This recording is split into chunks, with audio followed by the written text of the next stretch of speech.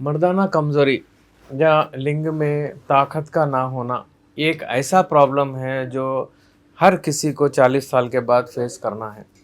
40 साल की उम्र में पहुंचने के बाद ये क्यों होता है, क्या आप ये सोचें? क्योंकि 40 साल के बाद में नॉर्मली ये होता है कि आपके टेंशन्स बढ़ जाते हैं।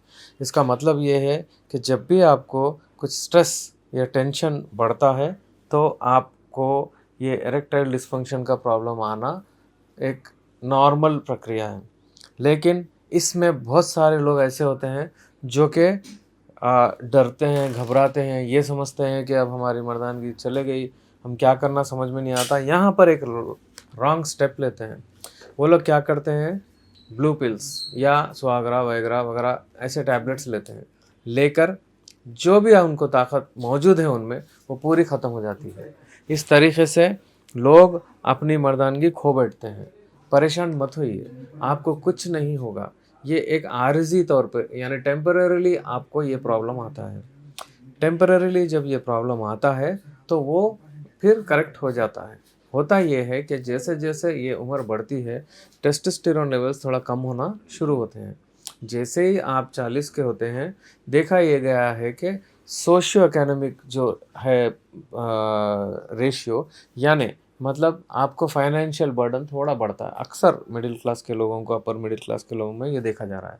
क्योंकि बच्चे बड़े होते हैं, वो लोग कुछ 10th 12th में आते हैं, कुछ प्रोफेशनल कोर्सेस में जाना, इन लोगों की थिंकिंग ज़्यादा बढ़ती है और ये लोग थोड़ा दूरी अख्तियार करते हैं। किस में? मुबाशरत करने में या फिर सेक्स में पार्टिसिपेट करने में थोड़ी दूरी अख्तियार करते हैं। ये दूरी अख्तियार करने से होता ये है कि अक्सर मैं ये हमेशा कहता हूँ कि अगर आप ज़्यादा मुबाशरत करते हैं या ज़्यादा आप इंटीमेट होते हैं तो वो भी गलत है, और अगर आप छोड़ देते हैं, नहीं मिलते हैं तो वो भी गलत है। उसमें आपको इरेक्टाइल डिस्फंक्शन यानी मर्दाना कमज़ोरी, सूरत इंजाल यानी जल्दी वीर्य का निकल जाना, ऐसे प्रॉब्लम्स होते हैं।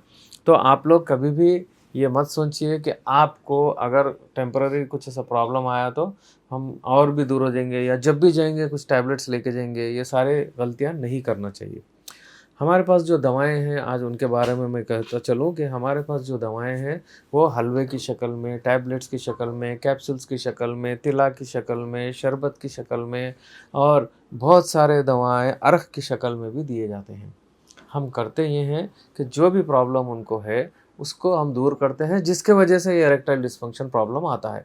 मान लीजिए अगर किसी छोटे मोटे कोलेस्ट्रॉल के ज़्यादा होने से, ब्लॉकेजेस की वजह से अगर इरेक्शन नहीं आ रहा तो उस कोलेस्ट्रॉल को दूर करने के लिए भी हम दवाएं देते हैं। तो ऐसे दवाएं जो कोलेस्ट्रॉल को दूर करके ब्लॉकेजेस को निकाल देती हैं और ब्लड सर्कुलेशन को अच्छा करती है, क्योंकि इरेक्शन आने के लिए 8 टाइम्स ब्लड रश होकर जाना चाहिए। तो ऐसे दवाओं के लिए ऐसे कुछ प्रॉब्लम्स है तो आप लोग कांटेक्ट कर सकते हैं। मैं हूँ आपको डॉक्टर एस रहमान, MD यूनानी नामपल्ली, हैदराबाद से।